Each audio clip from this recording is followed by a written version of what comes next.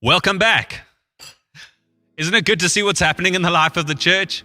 Well, I want to draw your attention really quickly to one amazing thing. The reason I can drink a cup of coffee this morning is because 316 is open again. With the latest level, we can have restaurants, we can have coffees, and 316 serves the most incredible brownies by Bell's Bakes and coffee, and you can come in from 9 a.m. to 3 p.m. from Monday to Friday and grab a good cup of coffee. But that's not all. If you come in, there's a brilliant bookstore, and Lee is just managing that in the most incredible way. We've got devotionals that can last the whole year. If you love the music and the worship that we sing during church, all of it is available at 316.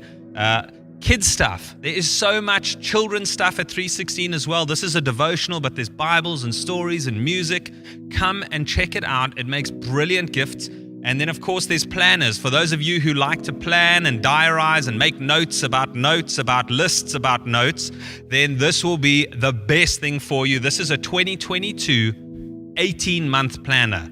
And so there's plenty of different kinds, different looks of these, but this is a brilliant one. So thank you to my lovely assistant.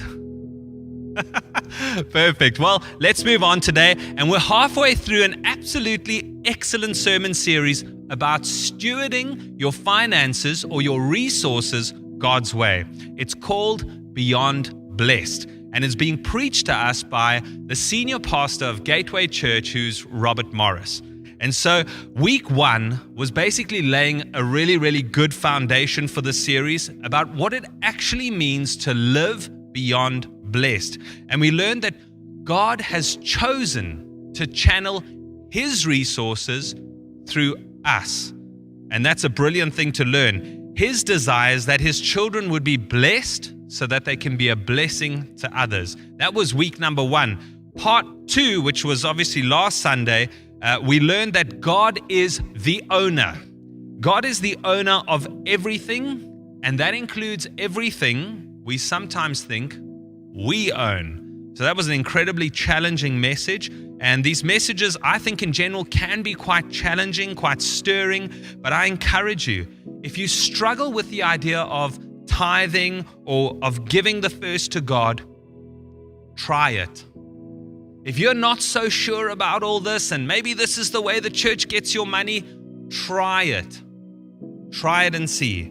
You'll see that there is a supernatural blessing that comes from God when we put Him first in every area of our life, but certainly in the area of finances. And so give it a go. I encourage you to do that. All right. Well, I'm sure you're ready for part 3 of Beyond Blessed right now. And this week is all about stewardship. And so this is really, it's an unbelievably important message for all of us to hear. It's a principle that all of us need to take and apply into our lives, every area of our lives, but especially our finances. And so I hope you're ready. Open your ears, open your hearts, and be ready to hear what God's saying to you today through part 3 of Beyond Blessed. If you want to turn your Bible or flip on your iPhone or your iPad or however you read the Bible, I'm going to be in Matthew 25, okay?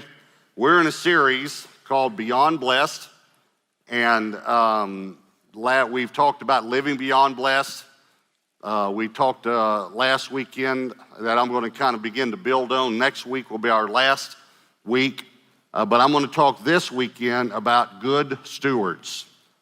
And I want you to understand that this is so big and so many people miss this. And I'm trying to think of how I can say it to make the impact that I want this statement to make, all right? We know that when we give, God blesses us. That's just all through Scripture. And it's when we give with the right heart, obviously. If we're giving with a selfish motive, that's not going to bring the blessing of God. That's not what God's trying to do in our heart. But when I wrote The Blessed Life, we talked about when we give, and I talked about all these testimonies about how God would bless. Here's what I want you to catch about Beyond Blessed. In the very same way that God supernaturally blesses you when you give generously, in the very same way, God supernaturally blesses you when you operate your finances according to biblical standards and stewardship. And so many don't understand this. Please, please, please, please hear me. Please hear me on this. It's not just that the numbers add up. It's not just that you got on a budget and you're spending less in this column so you have more in this column.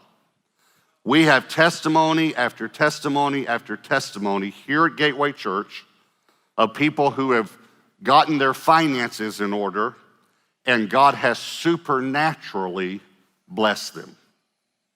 So that's what I want you to hear. I want you to hear because see, in the same way, we want God's supernatural blessing on our finances. So when there's an opportunity to give, sometimes we give knowing, not in a bad way, but knowing that God's going to bless us for giving. When you get your finances in order, there is a supernatural blessing from heaven. There's miraculous blessings that happen from heaven. Are you following me? I want you to know that, and I want you to just try it. Just try it and watch the supernatural happen. So we're talking about good stewards this week, and I want to talk a little bit about ownership and stewardship because this is a big issue for us to understand as believers. It will change everything in your life. As a matter of fact, the subtitle of the book is something, I forget. But it's the main thing is, what I wanted it to was no financial stress. And it's something about God's super plan. Anybody got the book? God's perfect plan for no financial stress, yeah. So you can't imagine when you're working with a publisher all the different changes you go through. But they even suggested to say about something, not to say no financial stress, because no is a negative word. I said no is not a negative word when you're talking about stress and you say no stress. That's like saying no cancer. That's a good report. You follow me? So I'm telling you, please, I don't know, I am overwhelmed right now with this burden. You can live with no financial stress. I'm talking about none.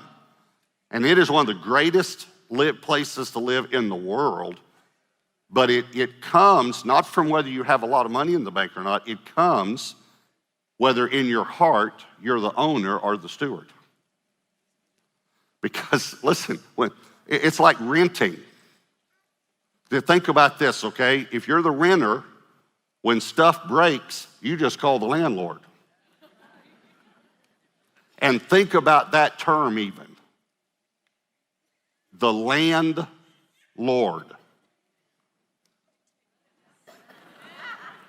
Who's the Lord of the land? See, what's great is when God owns it, he fixes it. When you own it, it causes you a whole bunch of stress.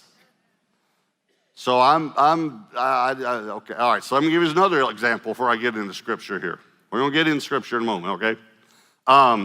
Have you ever stayed in someone else's home? Now in a moment, I'll ask you to raise your hands, all campuses, all right?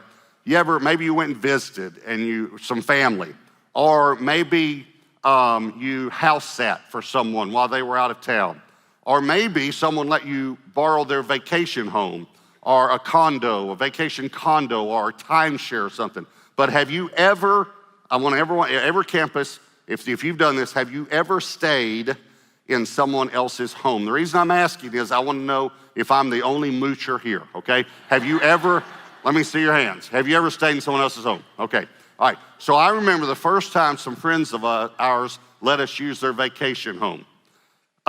Debbie would not let me touch anything. Take your feet off the coffee table.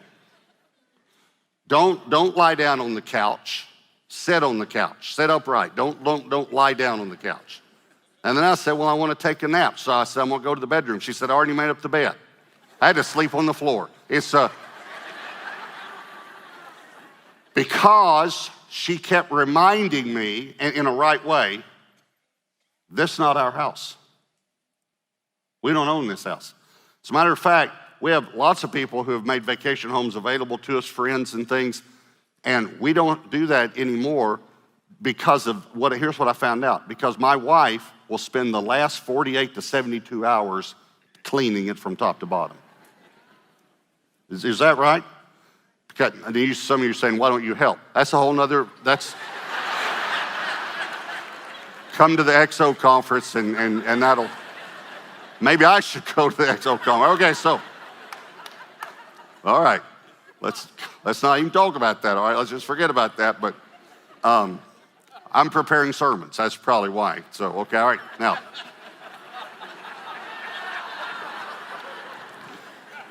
But she's going to leave it better than when we found it. That's because she's got that inner, and we all have that. We all have that, right? We all have it in us that if it was someone else's, if we had to borrow a car, we'd take it back washed and full of gas, right? We're going to return it in better condition. I want you to think about this. Are we going to give back to God what he's letting us use in better condition? Are we the stewards? Is he the owner, okay? So I'm going to read you this passage in Matthew 25, and here's what you need to know. It's the famous passage about God giving 5 talents, 2 talents, and 1 talent. Here's the only thing you've got to know, and I'll explain it later in the message. I thought about explaining it in the intro, but I'm going to do it later in the message. Talent here is talking about money. It is the sum of money. I can prove it theologically and historically, okay? It is not talking about ability. And there are many people that say, well, some people have this much ability, some have this much ability. Okay, this talks about ability, but this is talking about a sum of money. This is a whole thing where God says, I have given so much money to different people according to the ability they have, and I expect money back. I expect a return on my investment. So you need to know, here's Jesus taking several verses talking about how we handle money, all right? So Matthew 25, verse 14. For the kingdom of heaven is like. I'm going to stop a few times because I'm eaten up with this burden for this message. This is Jesus talking. He knows what heaven's like. Would you agree? This is the Son of God talking. By the way, this is the 11th time Jesus said in the book of Matthew, for the kingdom of heaven is like. The kingdom of heaven is like. It's a great study, by the way. There are 11 of them. This is the 11th one. Starts in Matthew 13, by the way. All right. For the kingdom of heaven is like a man, that's Jesus, traveling to a far country, who called his own servants, that's believers, Christians, and delivered, watch this very carefully, his goods to them. Just a question you can all answer out loud. Whose goods are they? Okay, let's remember that. And the one he gave 5 talents, now that's a sum of money. I'll tell you exactly how much money it is in just a moment. To another 2, to another 1. Now, why would he do that? Doesn't sound fair. Here's why. To each according to his own ability. How much ability the person had. And immediately he went on a journey. Then he who had received the 5 talents went and traded with him. The word traded here means to do business. Literally means to enact business, a business, to do business. He did business with them. And he made another 5 talents. Likewise, he who had received 2 gained 2 more also. But he who had received 1 went and dug it in the ground and hid, watch, his Lord's money. Not his money, his Lord's money. After a long time, the Lord of those servants came and settled accounts with them. Did you know that Jesus is going to come back? And one of the things he's going to do is he's going to see how you handled his money. His money. That's part of it. Settle accounts with them. And I'm going to show you in a minute that it's money. Okay, it's clear. So he who had received 5 talents came and brought 5 other talents, saying, Lord, you delivered to me 5 talents. Look, I've gained 5 more talents beside them. His Lord said to him, well done, good and faithful servant. Look at me just a moment. Have you ever heard that phrase? Does everyone say, that's what I want to hear Jesus say? This is the only place it's in the Bible, and it's talking about money. The people who hear, well done, good and faithful servant, from the Lord are the people who are good stewards. I know I'm shocking y'all. I can just hear, I can feel I just don't know about this. I do. I've studied this. He is talking about money, and the people that hear this are the good stewards. Are y'all with me? This is amazing. Okay, the way you've handled your money, the way you handled his money so far, is he going to say, well done, good and faithful servant? Okay, well done, good and faithful servant. You were faithful over a few things. I'll make you ruler over many things. Enter into the joy of your Lord. He also, who had received 2 talents, came and said, Lord, you delivered me 2 talents. Look, I've gained 2 more talents beside them. His Lord said to him, well done, good and faithful servant. Notice, by the way, it's not how much, it's how much according to your ability. Okay, so in other words, a person who makes a small amount can get the same well done as a person who makes a large amount, as long as you do it according to your ability. You've been faithful over a few things, I'll make you ruler over many things. Enter into the joy of your Lord. Then he had received the 1 talent, came and said, Lord, I knew you to be a hard man. My understanding of you is you're a hard man. Because a lot of people think that about God. Reaping where you've not sown and gathering where you've not scattered seed. And I was afraid. Fear is what drove him. So he was never generous, never a good steward.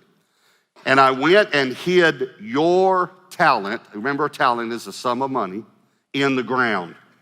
Look, there you have what is yours. But his Lord answered and said to him, you're a wicked and a lazy servant. This is a person who was not a good steward. You knew that I reap where I've not sown and gather where I've not scattered seed. So you ought to have at least, or you have deposited, now watch, my money. I told you he was talking about money. This in red is Jesus. I just wanted y'all to know, some of you might be shocked. Jesus used the word money. And he called it his money. So you ought to have at least deposited my money with the bankers. And at my coming, a lot of a good theology in here, I would have received back my own with interest.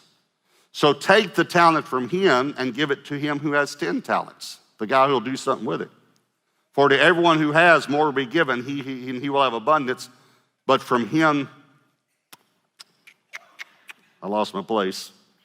For everyone who has will be given, he will have abundance, but from him who does not have, even what he has will be taken away. Okay, let me give you just a definition, if you wanted one, of stewardship.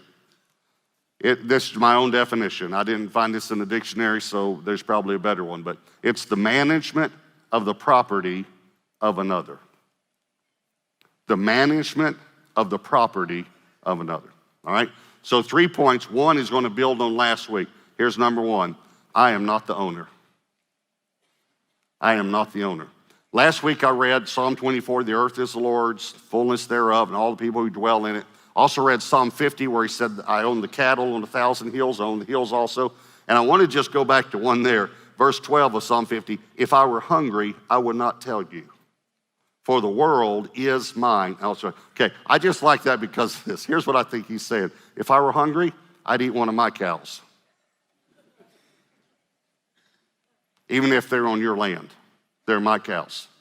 They're my deer, they're my fish, they're my chickens, my eggs. If I'm hungry, I'm gonna eat one of my animals or one of my vegetables. You know, I'll eat my tomatoes, my cauliflower, my broccoli, mine. It's mine. It's all God's. Let me say it another way. Here's another way God might just say it. Your dog is my dog. Now, some of you are thinking, well, you can have my dog. Some of you aren't. Some of you think, no, I like that dog. And, you know, by the way, did you know one of the number one theological questions, top 5 theological questions pastors get asked will my pet be in heaven? Did you know that? And I'll tell you, would you like the scriptural answer? Yours will, mine won't, just so you know. Mine are going to hell. That's no doubt about it. Okay. My son, Josh, used to have a demonized dog. He was demonized. There was no doubt. He named him Luke. I told him it was short for Lucifer.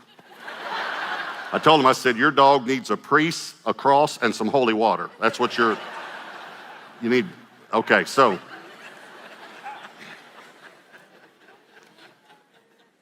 God owns it all. I showed you some scripture, Old Testament. Let me show you one New Testament. 1 Corinthians 10:26. For the earth is the Lord's and all it contains. All it contains. How many of you ladies, either a ring, necklace, pendant, earring, bracelet, I don't know, how many of you ladies have a diamond? Can I see your hand? Ever came? Okay. That diamond came from God's coal. The metal that you drove to church today, whether it's a Mercedes or a Chevy, it came from God's ore and his minerals. That's where that metal came from. The clothes you're wearing came from God's plants. The house you live in, the wood, the stone, the brick, every bit of it came from God's earth. If you have a pearl, it's because one of God's oysters got irritated by some sand.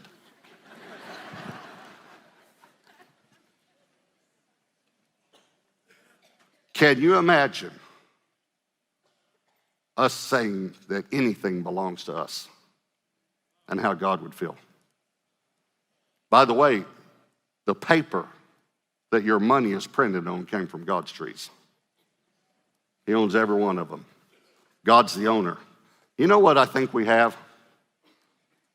I think we have a teenager problem. Now, not all teenagers go through this, but most of them do, okay? If you have a teenager or have ever had a teenager, you have had this thought at some point in your life. This is not your house.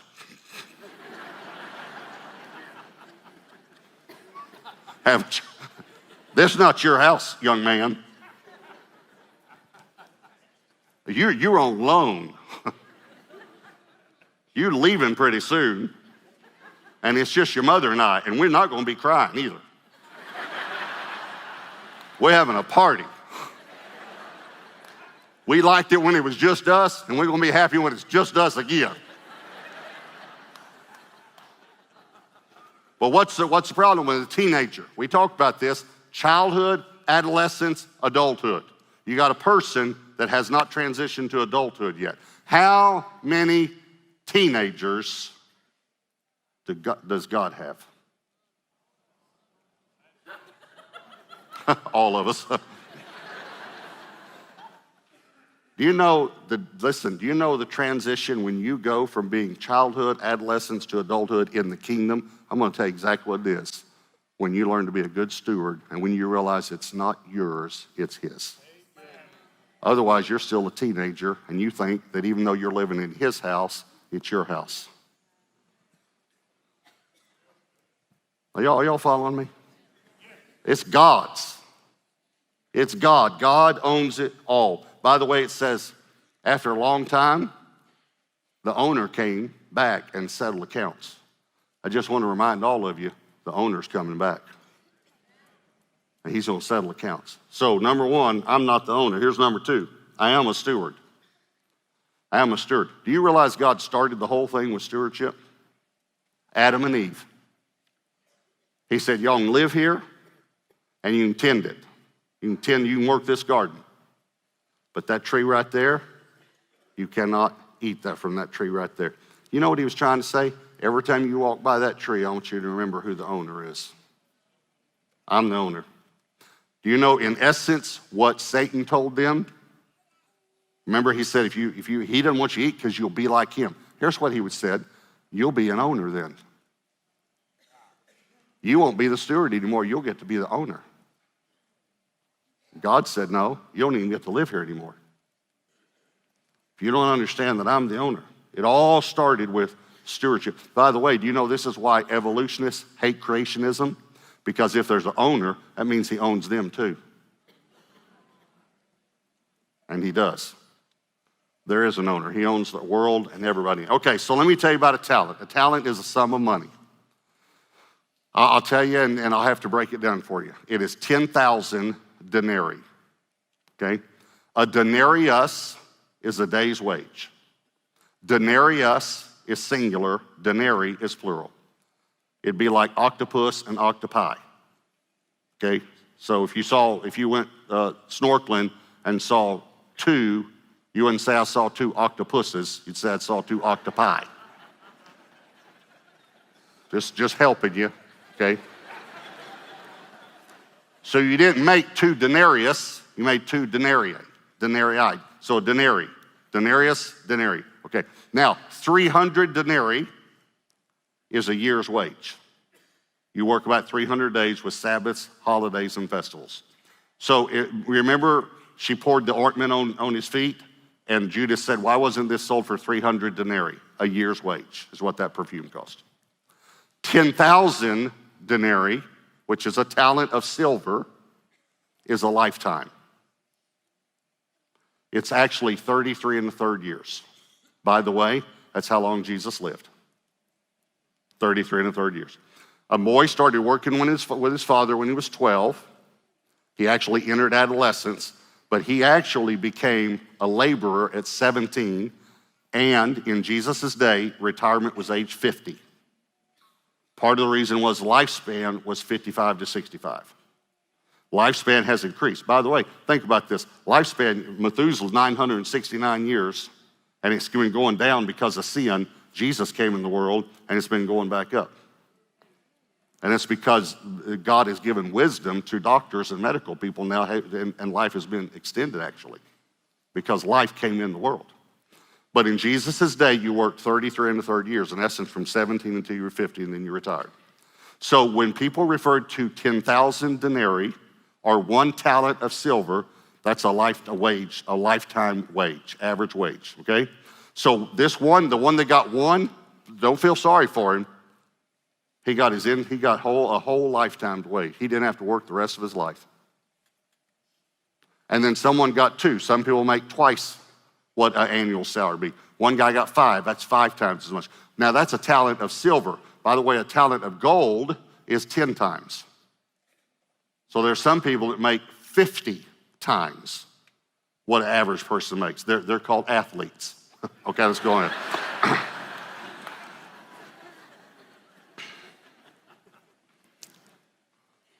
But it's money. It was a talent. God gave them a sum of money. We don't know if it was a talent of silver or a talent of gold. But it was enough to live on. For even the one who had one, it was enough to live his entire life. He gave him a lifetime of wages. Now, here's the other thing that is amazing to me. It says that according to their ability. When Debbie and I got married, I didn't make much money. As a matter of fact, our first tax return we ever filed, the government sent me back some money because I didn't make enough. They felt sorry for me. The government felt sorry for me. We were lower than the low class when we got married. Okay, but my ability has increased. So you can say, well, I'm just a one-talent person. You don't have to stay to a one-talent person because you can improve on your ability. You can get more education. You can learn more skill. You can get more. Are y'all following me? But what are you doing? Now, I would like to say this. If you're a 5-talent person, God expects 5 talents back from you. I want you to think about this. Let's say that there's a person who has the ability to give $1 million.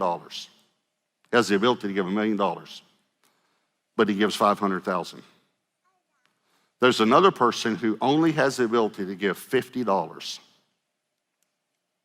but she gives $200. Who's going to hear, well done, good and faithful servant? See, God is judging you by what he gave you. And we have a lot of 5-talent people that give like 1 talent. And you're in trouble.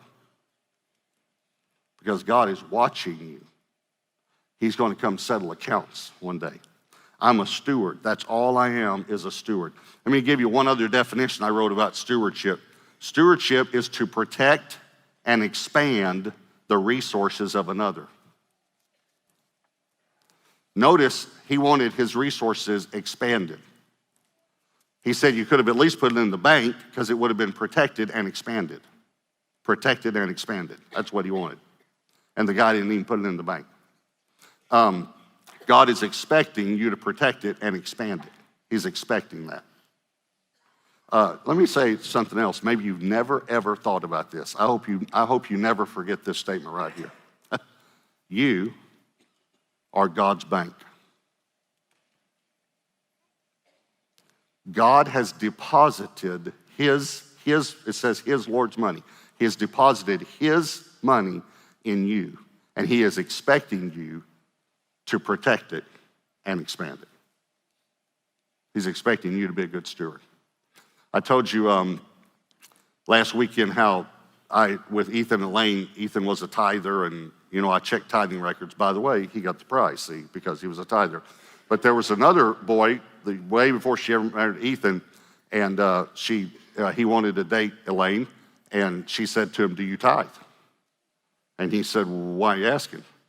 And she said, "Because you can't date me if you don't tithe, and my dad will find out." And he said, "Well, I give in cash." Do you know why this wicked and lazy servant hid it in the ground instead of putting it in a bank? Because there was no record of it.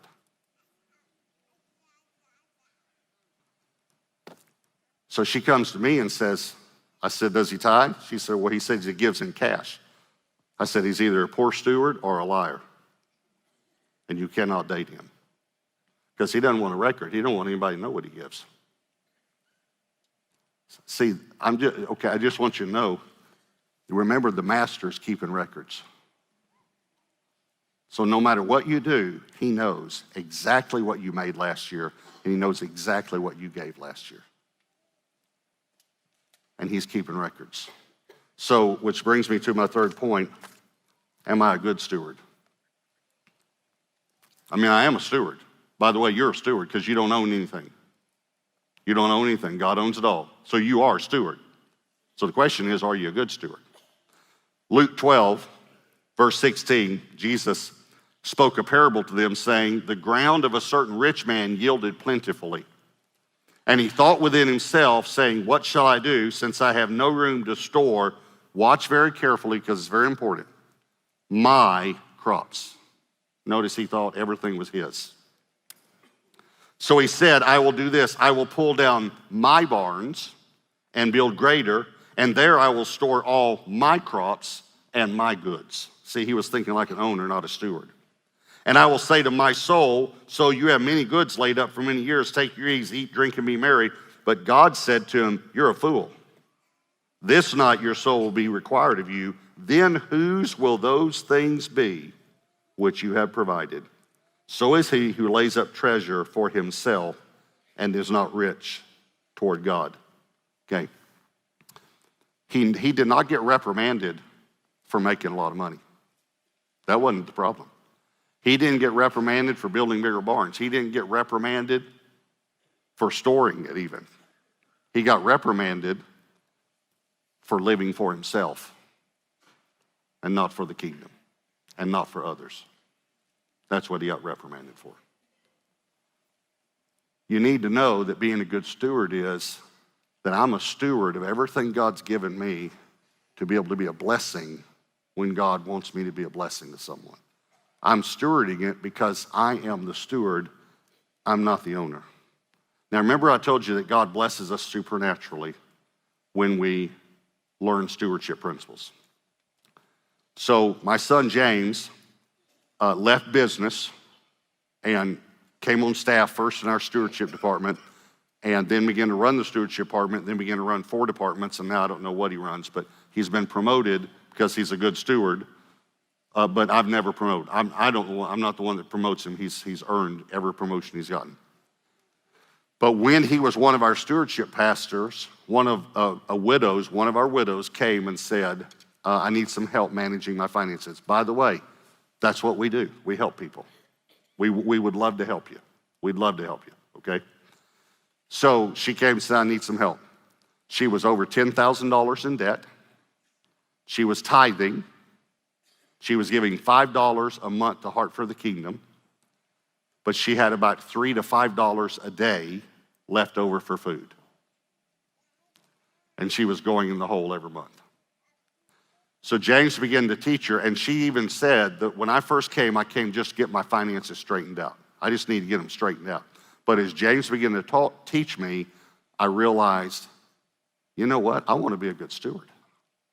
This isn't mine. I want to steward what God has. So they began to go through principles of stewardship. James looked at her, looked at all of her bills. Her electric bill, he looked at how much she was paying per kilowatt. He said that you're paying way too much. They're ripping you off. And you ought to shop these things. You can shop about every 6 to 12 months, your electric company. And so James shopped and got her their electricity for a third of what she was paying. Did the same thing with her phone bill. Started just reducing her bills. Started helping her learn these principles. She just kept learning these principles, and then, this is so good, she gets a phone call. She had done a reverse mortgage on her house. That's where her income was coming from. Remember, she's a widow. This guy calls from the company and says, ma'am, I know this phone call is going to seem kind of strange, but my boss came in and told me to call you.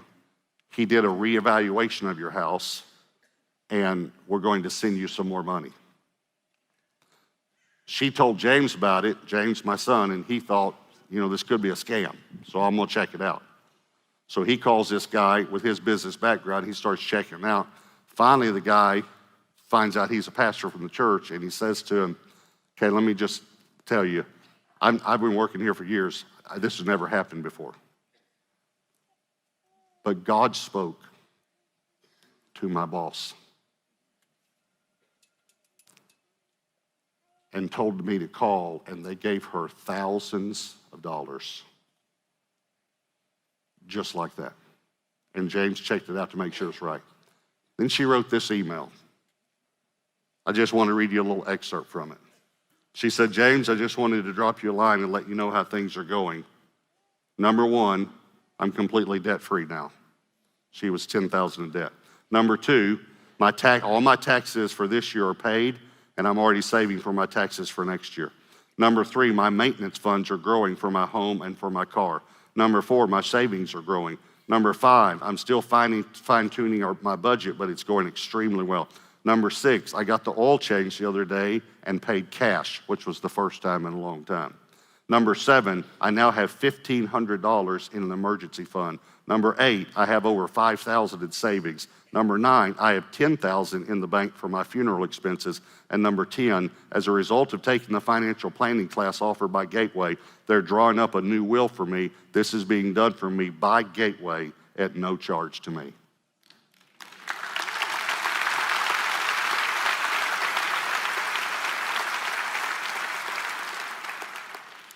Whole life turned around, and God performed a miracle and spoke to someone, and thousands of dollars came in supernaturally. Please hear me. Yes, we're to give generously, but we are not the owners of all the funds we have. We are only stewards, and when we steward them God's way, God's supernatural blessing comes on us.